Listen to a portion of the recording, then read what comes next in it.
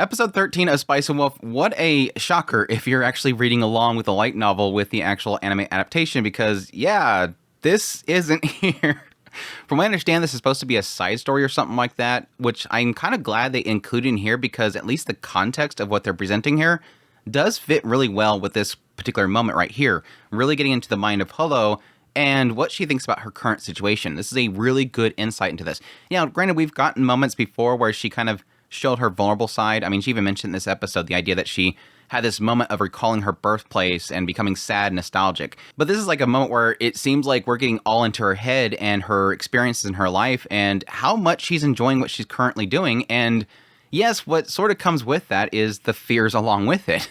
Now, they didn't get into specifics with it, but yes, you can probably draw a conclusion that a lot of the uneasiness can come from, I might lose this. Like, this is something that I'm really enjoying, but I might actually lose it. But anyways, let's get into the episode proper. I think visually, we got back into that CGI filtered stuff, which I admitted with the OP, I didn't like. I wasn't a fan of the OP and how they utilize this kind of CGI environment, and they're putting like this crazy artistic filter over top it, almost like they just took the entire thing, CGI created, and then put it through Photoshop filter for, I don't know, stained glass window or something like that.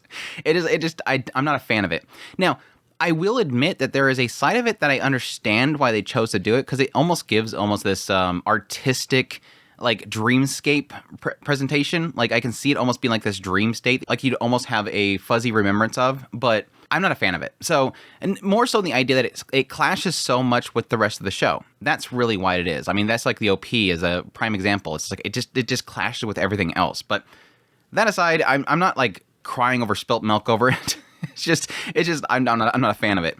But anyways, let's get into the episode proper, opening up with a little scene with Kraft and Norah and Holo off to the side, obviously showing Holo being jealous of how much Kraft is just talking away with Norah. It seems like Kraft enjoys talking with Norah a lot, which I would understand. Like somebody that's especially a traveling merchant, you're going to be trying to get a lot of information from people. He seems like he's extremely comfortable with her. But even later on, you have Holo's like trying to figure out what is so special about this girl. Is it the blonde hair?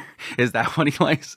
It's like you can see that jealousy just kind of oozing out, which is nice to finally get like really into her head and see that it's not just an act. Like she really is thinking about this. Kind of confirming everything that we've kind of suspected for so long. But yeah, eventually Holo passes out. She ends up waking up and talking about how, like, while I'm sick or whatever, he's out doing whatever. Then we come to find out, no, he's been basically poring over books trying to figure out how he can help her and you know, get her a cure or, you know, help her through the whole situation. But no, that first little segment there, this is where it first starts, which like I said, I love these segments. Getting into her head, talking about the 100 years that she lived in the fields and how much she took care of it. It was these peaceful times and the only times that she'd actually recall what time of the year it was just because of the seasons and what the expectations were for her.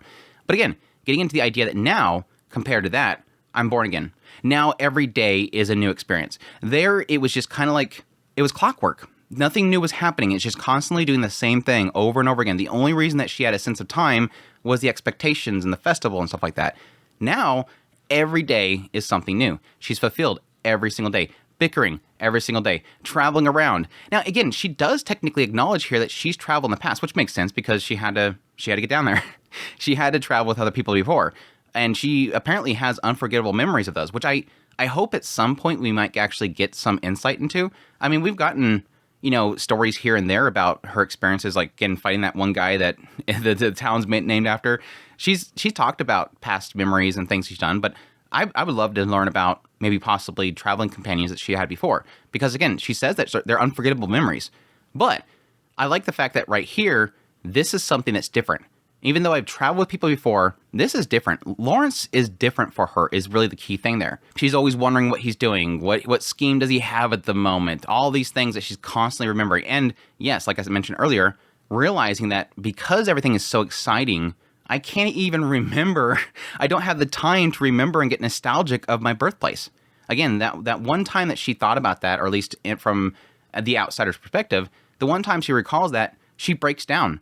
The people leaving her behind and her being alone, she broke down. She doesn't have the chance to do that anymore because she's constantly doing new exciting things.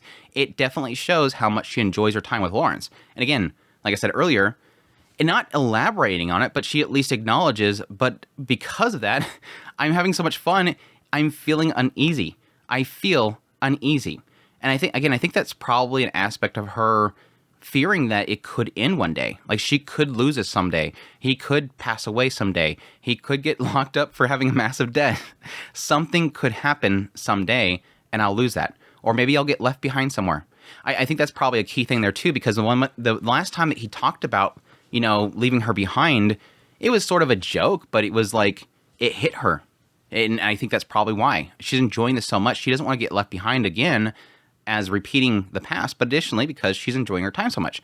I love, again, finally getting like a clear picture into her mind and what she thinks about her relationship with Lawrence. It's an assumed thing, obviously. But yes, with her tsundere nature of being the wise wolf, she can never admit that.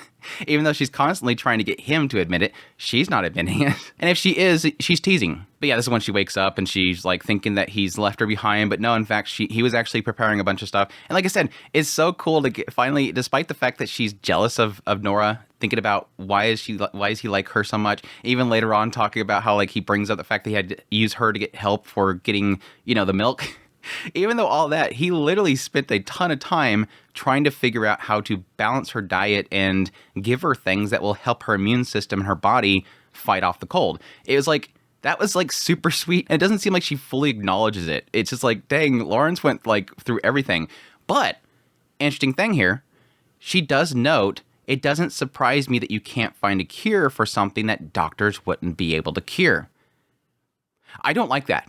I don't like statements like that. That's a very ominous statement. She's basically implying, no, it was in context of him saying, I'm sorry I missed that you were getting sick. And essentially, in her reply to that is simply, I don't blame you because it's hard to catch something that doctors can't heal. Now, it could be she's got so much stress going that a doctor can't heal it. That it's a personal thing, like it is an emotional thing that is causing it. But yes, it could also be that there's something related to her and her being a wolf, or at least a different, a more powerful wolf, the wise wolf, that you can't cure whatever kind of disease it is because she's not human. But again, it could be simply that she's talking regarding her feelings of nervousness and anxiety and stuff that is causing it. It's not something, but if that was the case, then yes, there's things that doctors can give you, like things that calm your nerves, things that will help fight back anxiety. But again, this is kind of a different setting that we currently have. We have pills for pretty much everything. It could be different for that world. But again, there is an ominous aspect there. It's like, oh, please don't have some sort of like special wolf disease that is causing her to get sick and it's going to be a problem. Don't do that. But no, I like the fact that he put his hand on her head and she's like, your fingers are like the nose of a wolf. And rubbing one's forehead like this in terms of humans is, no, never mind. I won't say it out loud. Is that like a kiss? I mean, yes, technically dogs like to beak people, but it's usually a lick that's kind of like a kiss or whatever. But anyways, maybe it's different for wolves. But no, that's when we get the second dream. And unlike the first dream seemed to be more about the idea of like her travels and memories and how much she's enjoying her time with Lawrence. Whereas the second dream seemed to be more focused on the struggles that she's dealt with and only briefly recalls back to Lawrence. Early on, it's talking about the fact that, yes, she's spent many times in her birthplace and in the wheat fields, that there was so much kind of put down upon her. In both times, she accepted these responsibilities that were kind of placed upon her. With like the wheat fields, talk about the idea that there was an expectation for her to use her abilities and whatnot to help the lands flourish. And she was revered for her immense size and honored because she was useful. And she never asked for them to worship, but apparently they were worshiping her. But in the end, she couldn't abandon them and let herself be imprisoned. She didn't ask for the responsibility, nor was asked to take it. Now that's interesting because she did technically tell Lawrence once before that when she arrived there was somebody there that was not fearful of her form, and they asked her to essentially help the lands. So I'm not sure what that means there. It kind of implies this idea that maybe that was the previous lands and not the actual wheat field that she's talking about there. She sort of talked about both of them and sort of placed it this idea that she was given these responsibilities because of her power and her strength and everything and her usefulness. And in both situations, she technically was shackled by it. The heavy shackles dug into her neck, these responsibilities. And that is kind of tragic. And again, obviously why it's so tragic is because, yes, in the end, when Holo finally went to leave, the position that she was in was the fact that everybody hated her. They didn't want her anymore. They were discarding her. Just like that Yare guy. He hated her. and wanted her gone. They blamed her for being so finicky that their crops were having problems. They blamed her when the crops weren't going well. But in actuality, what we know from Holo is that she had to let the fields not produce as much because then the soil would be depleted. So there's a lot of like interesting aspects behind this whole thing, but I think the biggest aspect is that breaks my heart again is how much that responsibility was for her. With her hometown, it was like this thought process that, yeah, she may have run it back there, but everybody left her behind. She was alone. Then she went out to this one area, ends up in this town of wheat, and yes, was asked to protect that. Became shackled once again. Eventually, everybody wanted her out. Rather than being left alone, she was being pushed away. So it's very tragic. But yeah, then it kind of wraps around to Lawrence talking about, despite the fact that her nose likes to wiggle at the aroma of delicious food, she's never met a person that would give her such a friendly smile when that nose twitched at the food, even if he doesn't know his place. I like this because, it's like back here in my hometown, again, it seems like she was left behind. Then over in the wheat field, it seems like nobody wanted her at some point. And now here, somebody's finally looking to her, not for something. I think that's the key thing. He's the first person that she's really kind of dealing with that doesn't have an expectation from her or a desire for her to fulfill some sort of responsibility. She's kind of left to do what she wants to do, and she's able to indulge, and he's there to present a smile to her. She's gaining something for once. And I think that's the key thing there. With every other situation, yeah, over here people praised me, they worshiped me, but I didn't ask for that. Instead, I was just shackled with these responsibilities that I was fulfilling, and eventually, again, they kicked her out. With here, she doesn't really have a responsibility. She's just enjoying her time with Lawrence, and it doesn't seem like he has an expectation that he's placing upon her responsibility. Instead, she's just allowed to be. She's allowed to enjoy things. And not only that, but he is also, in the wake of seeing her enjoying things, he's presenting her with a smile, a warm smile. Simply put, but also at the same time, incredibly emotional. So I love it. Like I said, I love these two bits. I think they're just like cool little insights into Holo as a character. Really does kind of develop her character even more, which, yes, at the same time does create that frustration with how soon dead the two of them are with each other. It's like, just kiss already. But it's super sweet. But yeah, she ends up waking up again, and he brings in the food, and she acts like a little princess, having him have to actually feed her. I did notice it, but I was like, gosh dang, they piled on those blankets like thick. And at some point, she's like, I can't move. Okay, yeah, at least they're acknowledging the fact that he literally, again, was just studying on things to help her out and went so far as to cover her with massive amounts of layers, which he does mention the idea, I think, later on. I think they're going to run into snow here soon, so it could be that the weather itself is getting colder. But yeah, that's when he brings up Norah helping get the fresh milk, and she gets super jealous. Why do you see her as an enemy? Oh, I do? Yeah, I guess you don't dislike or like based on logic. There is sometimes a lack of logic when it comes to how you choose to perceive things, and I do like the fact that they at least acknowledge that. But yeah, eventually he brings back Norah. She sits down with her, and she asks her what's the greatest secret to guiding sheep, and she says, a generous heart. After all, sheeps do think that they're smart, don't they?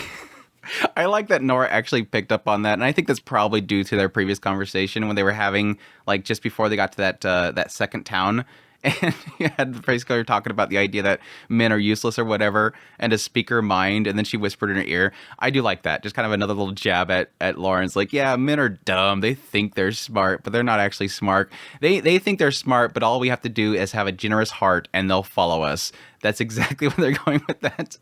It was cute. It was cute. And then having Lawrence kind of laughing along. There's a side of me that almost like thinks, I don't know that, again, this is because it's not like in that segment of the novels that I'm at. I don't know what exactly Lawrence was thinking in the scene. It could be completely perspective from Holo. So maybe in this extra side chapter, you don't even get to know what he thinks. But there's like a side of me that believes that Lawrence didn't even know what they were talking about. He just kind of laughed with it just to kind of go with it. But the laughs were cute. I liked everybody laughing and everything. It was a nice little kind of wrap up to it. So, and then yes, the after credit scene, I don't even want to talk about because it's like, you jumping ahead again, aren't you? I don't like these jump aheads. It's a nice nod to the light novel readers, but I don't like it. It's like, I just don't want to be reminded that, yeah, you're technically spoiling later on things, but it is what it is.